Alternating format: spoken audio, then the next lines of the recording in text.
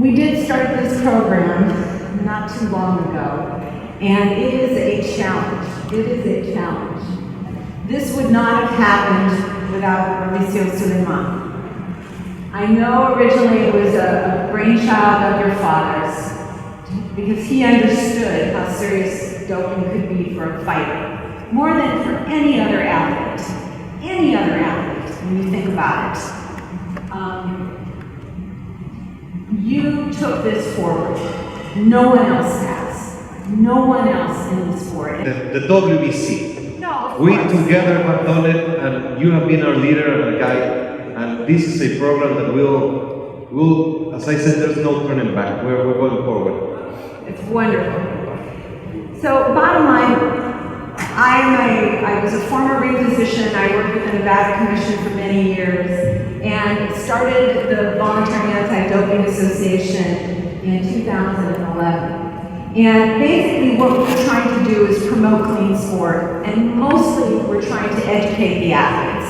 Because I think when we find and get positive tests, the biggest reason for those positive tests is lack of education. At least I'd like to think that, more than trying to cheat. But we're a nonprofit. No one is paid. None of our board members or officers are paid. Just this year, we've performed over 350 blood and urine collections around the world.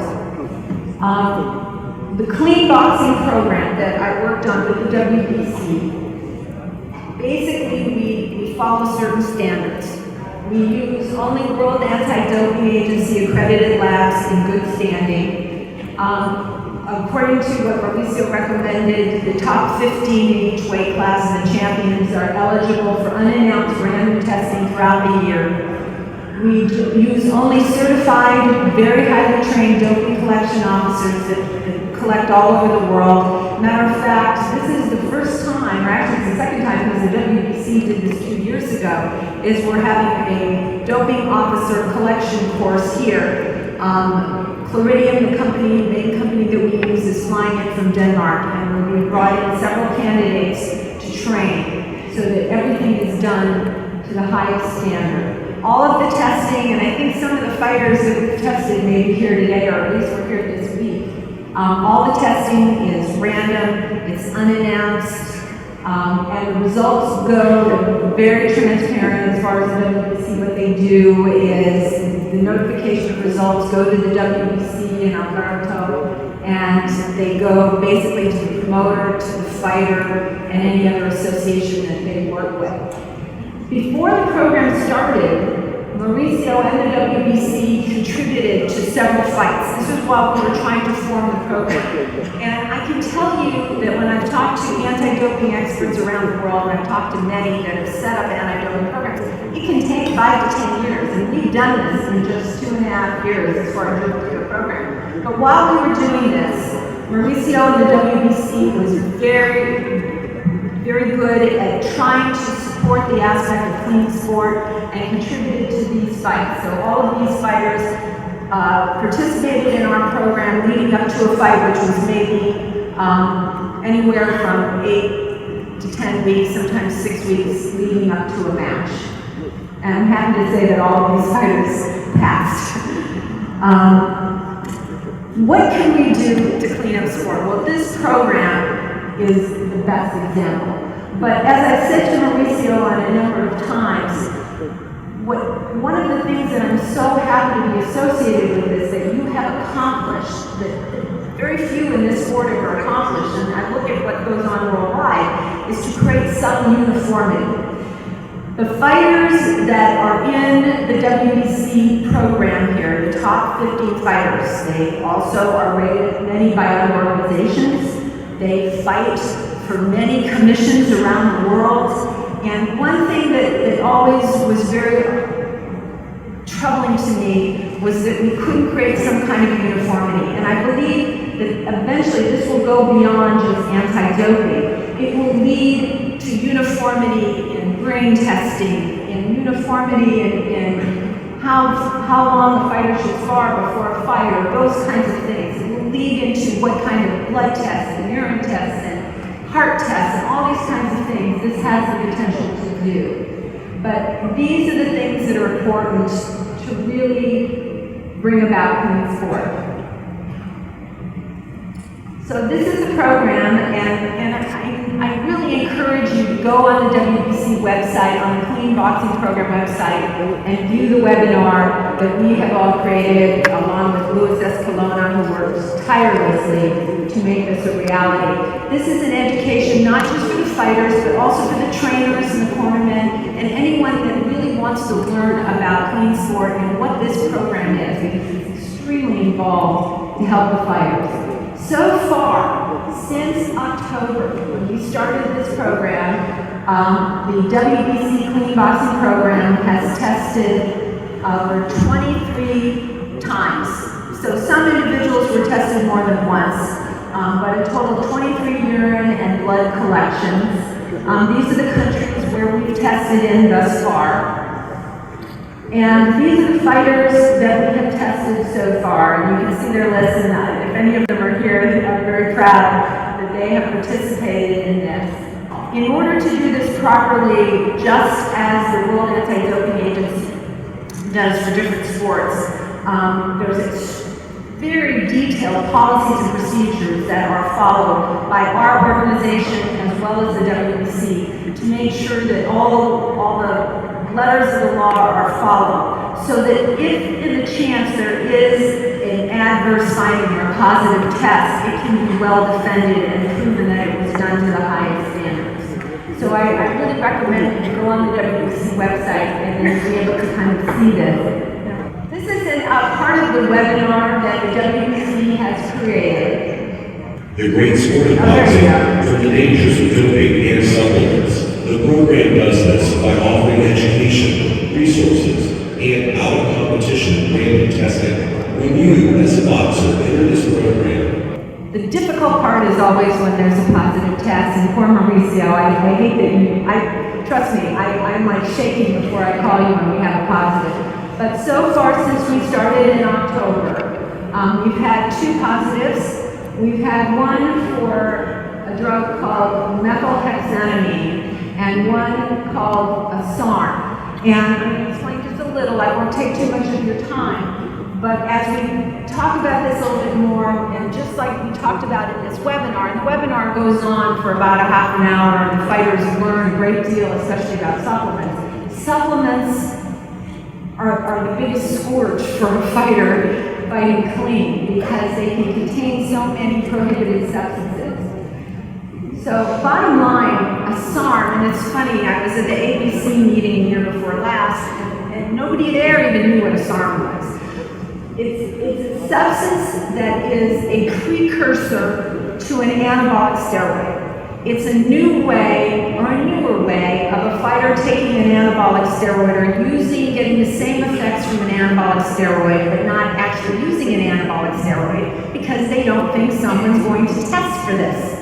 Well, the World Anti-Doping Agency added tests for this not too long ago, and of course this is what the CBP tests for.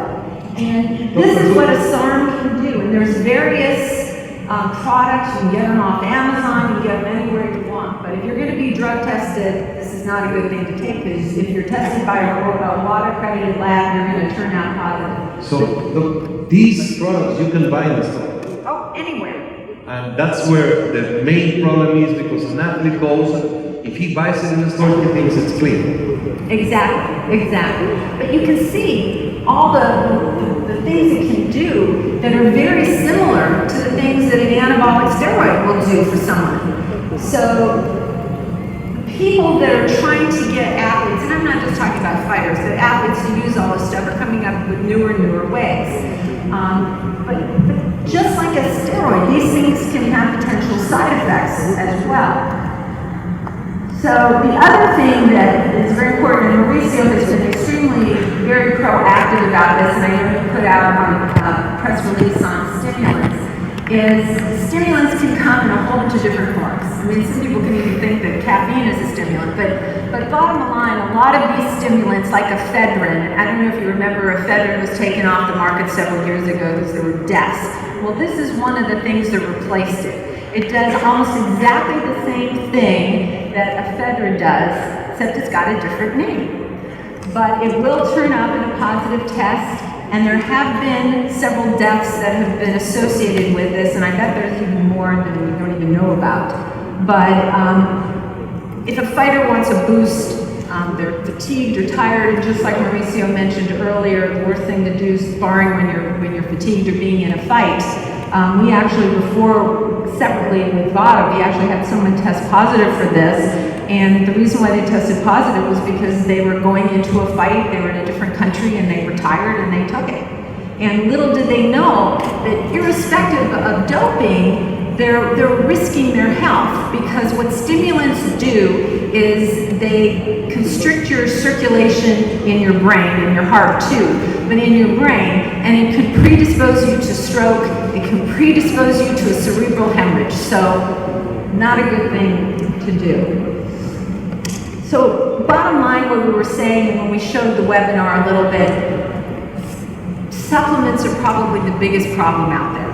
Obviously, if a coach or trainer gives a kid something and they get it off of Amazon, they get it at I won't use the name of the store, but they get it at one of these health food stores that say they don't contain things. They often do, because even if it's not on the label, it can contain prohibited substances, and even if it's on the label, you may not even know what it is. So one thing that the CBP offers is, we mentioned this a little bit, but we work with drug-free sports organization, it's now called Axis, and they will give within 24-hour turnaround, even on the weekend, any questions that a coach, trainer, fighter has about something that they want to take, whether or not it could be prohibited. No organization, including our organization, or even USADA or UCAD, will approve supplements, mainly because of this very fact, that you don't know what they contain. Dr. Goodman, Yes. how do someone access to that line of finding out? It's very easy. On your website, under the Clean Boxing Program at the top, they've created, you guys have all created a little thing that you can click on that will give you that information. And all the fighter has to do is enter their name. It's confidential, it doesn't go to any of us. And they set up a very quick account, and they can ask any questions they have about supplements or medications that could be prohibited. So it's a button in the web page, and it's called Access? Yeah, well, it's called probably Drug-Free Sport. I don't know if they've changed it yet. It might say REC, Resource Exchange Center. I will check on that today, okay. But it is there. It's easily accessible. I spoke to them again today. And the nice thing that they're going to also do is they're going to also help with advice in regards to diet and other medications and things like that, just so for fighters that have questions. And like I said, it's totally anonymous. It doesn't come to any of us. It's solely private. One thing that the WBC has been very proactive in is we don't want missed tests. Missed tests can sometimes be as bad as a positive test. So the whereabouts of the fighter is extremely important. So what we've been working on is an app that's going to be available in the next few weeks that you can use, that the fighter or even the promoter can use if they have authorization for the fighter, to continue to let us know of their whereabouts and how to get in touch with them. And the fighter, instead of having to send an email, an application, they'll have all this information that they can send us in a second, so that we know where you're going to be, and so that we don't have any problem reaching you. It is going to be in English, Japanese, Russian, and Spanish for now. It's very easy to sign in. All the athlete has to do is quickly create an account. They just have to put this in, and then we send them a confirmation. The good thing about it too is we will be able to notify them if there's a change to something, to the program. This will only have access to the athletes, the doping control officers, and the administrator of the program. And also the fighter will be able to change their information as they need to. And there also will be a map. So let's say, give you an example, and I don't want to take too much time here, but for an example, when we were testing some of the athletes, what I wanted to do, for example, I don't know if they're still here, but like we tested Mr. Ballou, we tested Mr. Calvin Smith and Stephen Smith, and so I was able to know where they were in the same proximate location, so that saves us time.